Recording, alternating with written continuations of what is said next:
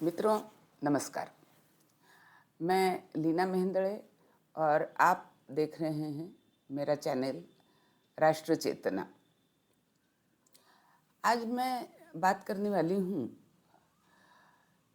कि कैसे हमारे देश ने एक अल्पसंख्याक नाम से एक गलत शब्द का प्रयोग शुरू किया है। पहले इस शब्द की इतनी बड़ी महत्ता नहीं थी, क्योंकि तब सच्चर आयोग नहीं बना था। लेकिन सच्चर आयोग ने अपने रिपोर्ट में, और सच्चर आयोग का काम ही यही दिया गया था कि वह देख करके बताए कि मुस्लिम समाज में कहाँ कहाँ कितनी कमियां हैं और उन्हें कैसे दूर किया जाए। और फिर केवल मुस्लिम समाज तक बात रहे, इससे अच्छा उन्होंने सोचा कि हम मुस्लिमों के साथ साथ सिख, पारसी, बौद्ध, जैन, ईसाई आदि को भी ले लें। तो इस तरह से जो सच्चर कमेटी की रिपोर्ट बनी, लेकिन हमें ये ध्यान रखना होगा कि मुख्यतया यह रिपोर्ट जो मुस्लिम समाज है उस समाज की कमियों को या सामाजिक जो अप्रगत स्तर उनका है उसके विषय में विश्लेषण करने के लिए बनी थी, ताकि सरकार उसके अनुरूप उनकी प्रगति के लिए कुछ नीतियां बनाए। अब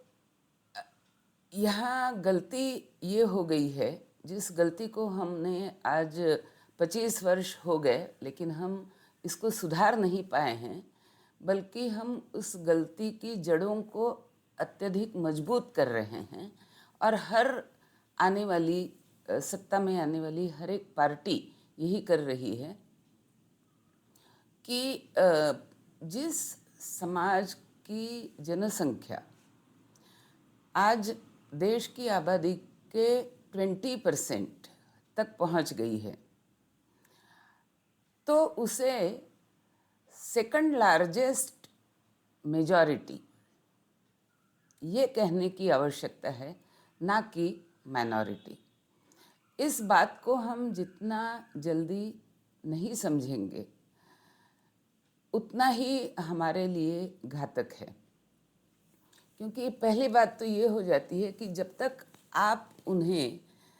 ये नहीं बताते कि आप सेकंड लार्जेस्ट मेजॉरिटी हैं और आपकी कुछ जिम्मेदारियां हैं, कुछ तो वैयक्तिक जिम्मेदारियां हैं और कुछ सामाजिक जिम्मेदारियां हैं, तो जब तक हम कहेंगे कि नहीं नहीं नहीं तुम अल्पसंख्याक हो, और ये हमें याद रखना पड़ेगा कि पूरे विश्व में कहीं भी जहाँ भी ये शब्द प्रयोग में लाया जाता है माइनॉरिटी या अल्पसंख्यक, उस शब्द के साथ एक एजम्पशन जुड़ा रहता है कि अगर वह माइनॉरिटी है तो इसका अर्थ यह हुआ कि जो भी मेजॉरिटी कम्युनिटी है वह उसे ऑप्रेस कर रही है। वे जन्मतः ही या स्वाभाविक रीत्या, नैसर्गिक रीत्या, वेरी नेचुरली वो पीड़ित ही हैं और वे सतत पीड़ित रहेंगे। तो जब कोई समाज अपने आप को पीड़ित कहलाएगा और पीड़ित कहलाने के नाम पर वो अधिक से अधिक सुविधाएं, अधिक से अधिक संसाधनों की मांग करेगा, तो उसका परिणाम यही होगा, जैसा हमने देखा कि मनमोहन जी के काल में उन्होंने कह दिया कि भारत के जितने भी संसाधन हैं उन संसाधनों पर पहला हक मुसलमानों का है। तो ये बात हमें तब तक झेलनी पड़ेगी जब तक हम इस बात को नहीं समझते कि मुस्लिम समाज हमारे देश में अल्पसंख्याक नहीं है, वह सेकंड लार्जेस्ट मेजॉरिटी के रूप में हमें उसको देखना चाहिए। और उसका विक्टिमहुड का कार्ड जो है उसे हमें सबसे पहले समाप्त करने की आवश्यकता है। ये सिद्ध करने के लिए कि मुस्लिम समाज की तरफ से कई बार जो एक बीभत्स क्रूर अत्याचार की कथाएं सामने आती हैं, चाहे वह व्यक्तिगत रूप पर की हों या वह एक समूह के रूप में ग्रुप बना करके की हों, चाहे वह तत्कालीन किसी प्रोवोकेशन के कारण एक रिएक्शन के रूप में की गई हों, चाहे वह सोच समझ करके प्लानिंग करके की गई हों, लेकिन इन सभी घटनाओं के पीछे जब हम विश्लेषण करने बैठते हैं तो प्रायः हर विश्लेषक इसके पीछे कि ये बात सिद्ध करने का प्रयास करता है कि अरे अरे नहीं नहीं, देखो उसके साथ या उनके साथ बहुत ही बुरा हो रहा था, इसलिए प्रतिक्रिया में उन्होंने ऐसा किया। एक बिल्कुल जो लेटेस्ट उदाहरण है वह है बंगलुरु में जो कॉरपोरेटर थे, उनकी बेटी नेहा, उसे चाकू से गोद गोद कर मारा गया और दूसरी जगह बैठा हुआ कोई एक व्यक्ति संदेश दे रहा है, काटते रहो काटते रहो। हालांकि आप कह सकते हैं कि एक घटना यहाँ हुई, दूसरी घटना वहाँ हुई, एक घटना इस युवक ने की और दूसरी घटना ऐसे व्यक्ति ने कही, दूसरी बात ऐसे व्यक्ति ने कही जिसका इस युवक से कोई लेना देना नहीं है, लेकिन यह हमें एक मानसिकता बताता है कि जिस समाज में काटते रहो की ही मानसिकता है और वह मानसिकता जस्टिफाई अधिक अच्छी तरह से हो जाती है विक्टिम कार्ड के खेलने से, उस समाज के प्रति बहुसंख्यक जो समाज है उसे यह बिल्कुल अच्छी तरह से समझ लेना होगा कि यह बात अल्पसंख्यक या बहुसंख्यक की नहीं होकर यह एक सामाजिक मानसिकता की समस्या है और इस समस्या से छुटकारा पाने का जो पहला आवश्यक जो इकोसिस्टम बनानी पड़ती है, उस इकोसिस्टम में सबसे पहला काम यह करना पड़ेगा कि उनके ऊपर भी एक सामाजिक जिम्मेदारी डालनी पड़ेगी कि आप इस देश में सेकंड लार्जेस्ट मेजॉरिटी हैं, तो एक रिस्पॉन्सिबल मेजॉरिटी की तरह आप रहो। मुस्लिम समाज में जहाँ तक मैंने देखा है और ग्रामीण भाग में और देश के कोने कोने में जो मैंने देखा है, इस समाज में 90% जनता ऐसी है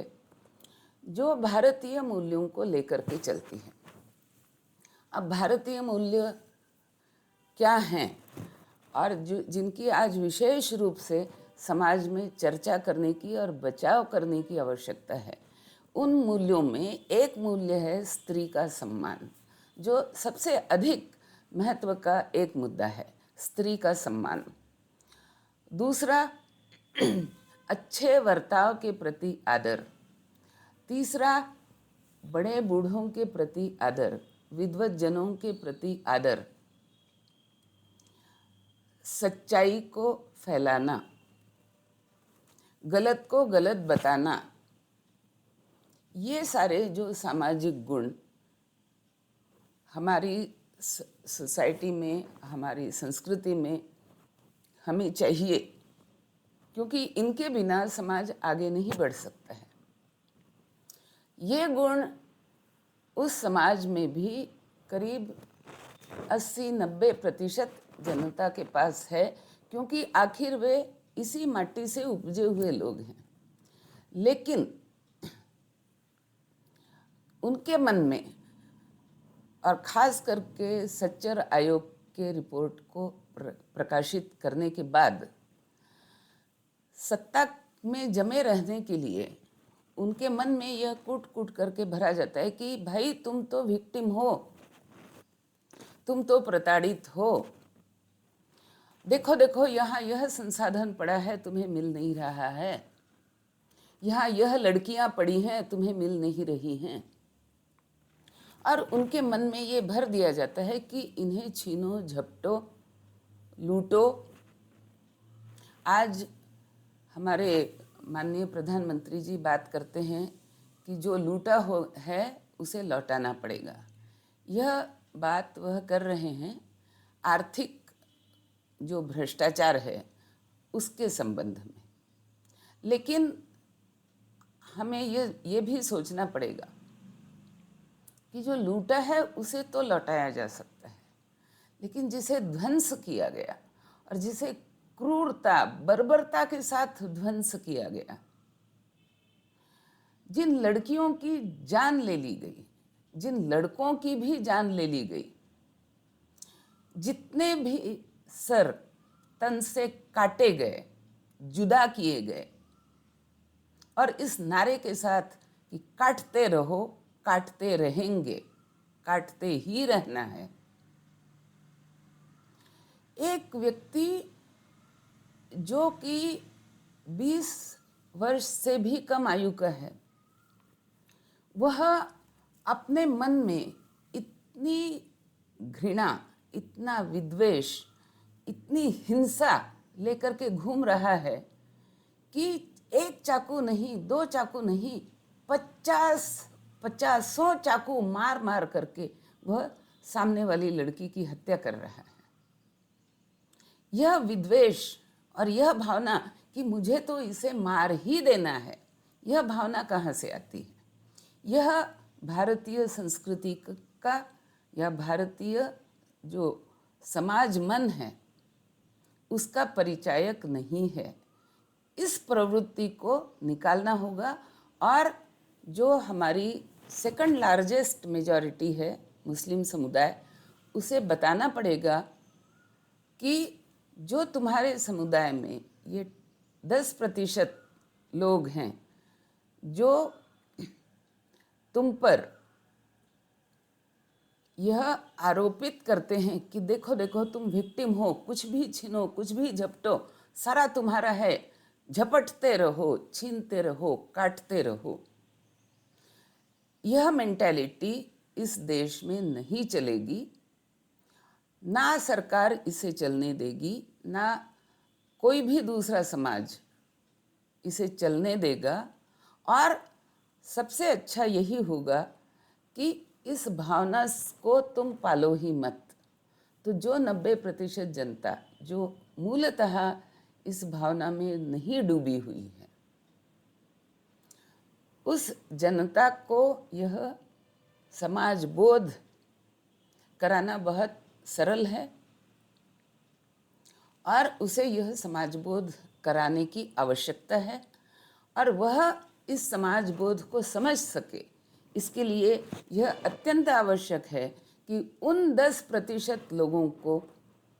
किसी न किसी तरह से निष्प्रभ करना अत्यावश्यक है, वरना वह खुद एक विक्टिम कार्ड का झंडा लेकर के चलते हैं, क्योंकि उन्हें सत्ता चाहिए और उस विक्टिम कार्ड को वह दूसरों पर आरोपित करके उन्हें हत्या, हिंसा और क्रूरता, बर्बरता के लिए उकसाते ही नहीं हैं, बल्कि सही ठहराते हैं, उनके जस्टिफिकेशन के लिए आगे आते हैं। आज जो कांग्रेस पार्टी अपनी सत्ता में बने रहने के लिए इस प्रकार के इस 10% समुदाय को अपने साथ लेकर के चलती है ताकि हमारी सत्ता बनी रहे। तो मैं एक छोटी सी बात यहाँ कहना चाहूँगी, जो कल एक किसी भाषण के सिलसिले में मैंने कह दी और कहने के बाद मुझे लगा कि इस बात को दोबारा किसी दूसरे फोरम पर भी कहा जा सकता है, दोहराया जा सकता है। तो बात यह है कि हम अगर रावण को देखें तो रावण एक बहुत बड़ा साम्राज्य उसके पास था, आर्थिक सत्ता उसके पास थी, सैन्य शक्ति उसके पास थी, उसका स्वयं का बल, विक्रम, पराक्रम, शौर्य, शक्ति अत्यधिक थी। उसे वह वेद पाठी ब्राह्मण था। उसके दादा पुलत्स्य ऋषि, जिन्हें आकाश के सप्तर्षियों में इसलिए स्थान दिया गया कि वह अत्यंत ज्ञानी व्यक्ति हैं और स्वयं ब्रह्मदेव के पुत्र हैं। तो ऐसा रावण जो कि स्वयं ब्रह्मदेव का प्रपौत्र है और यह जो कैलाश को भी उठाकर लंका में ले जाने की बात सोचता है, यानी उसकी शक्ति सामर्थ्य इतना है कि वह इतनी भी बात को सोच सकता है। हालांकि शिव जी ने उसे नहीं करने दिया, तो शिव जी का बहुत बहुत उन्हें वारंवार नमस्कार। लेकिन ऐसा रावण जब उसे लगता है कि अब यह जो सत्ता मैंने प्राप्त की है, इसे मुझे निरंतरता के साथ चलाए रखना है, तो वह अपने सपोर्ट के लिए किसका चुनाव करता है? वह इस देश के दूसरे सज्जन सचरित्र राजाओं का, तपस्वी विद्वान ऋषियों का साथ या संरक्षण या सहयोग या मित्रता नहीं मांगता है। वह मित्रता करता है उन दुष्ट राक्षसों के साथ जिनके नाम हम सुनते हैं, मरीचि, सुबाहु, त्राटका, खर, दूषण, है ना, कबंध राक्षस और इस प्रकार अन्य कई। बिल्कुल देश के उत्तरी कोने से जहाँ विश्वामित्र ने अपना यज्ञ करना चाहा, वहाँ से लेकर के बिल्कुल देश के दक्षिणी छोर में श्रीलंका तक, अगर पूरा यह जो भौगोलिक क्षेत्र है, तो इस क्षेत्र में जगह जगह ऐसे राक्षसों की, असुरों की भरमार थी, जिन्हें रावण का संरक्षण इसलिए मिला हुआ था कि रावण को लग रहा था कि मेरा यह साम्राज्य निरंतरता से अगर चलाए रखना है और अगर इसमें मुझे मनमानी करनी है, तो मुझे ऐसे लोगों का साथ चाहिए, इन राक्षसी प्रवृत्तियों का साथ चाहिए। इसलिए उसने किसी सज्जन राजा का या किसी ज्ञानी ऋषि का साथ नहीं लिया, उसने इन राक्षसों का साथ लिया जो कालनेमी हो सकते हैं, जो मरीचि राक्षस की तरह हो सकते हैं, जो मायावी हैं, रूप बदलते हैं इत्यादि। तो यह जो रावण प्रवृत्ति है, इस रावण प्रवृत्ति का एक प्रतीक मैं मानती हूँ जब हमारे पूर्व प्रधानमंत्री मनमोहन सिंह जी कहते हैं कि इस देश के संसाधनों पर पहला हक मुसलमानों का है। वह उस विक्टिम कार्ड को बढ़ावा दे रहे हैं, वह उस लूटो लूटो काटो काटो वाले नारे को बढ़ावा दे रहे हैं। इससे हमें बचना होगा और यह आवाज़ उठानी पड़ेगी कि जो समाज सेकंड लार्जेस्ट मेजॉरिटी है, वह एक मेजॉरिटी की तरह जिम्मेदारी के साथ और इस देश के उन सांस्कृतिक मूल्यों को साथ लेकर के, जो मूल्य उनके समाज के 90% लोगों में हम देखते हैं, उन मूल्यों को पाते हैं उस समाज में, उन मूल्यों को लेकर के वह समाज आगे चले, ना कि लूटो काटो के मूल्यों को लेकर। नमस्ते। वंदे मातरम। सबका मंगल हो। राम राम।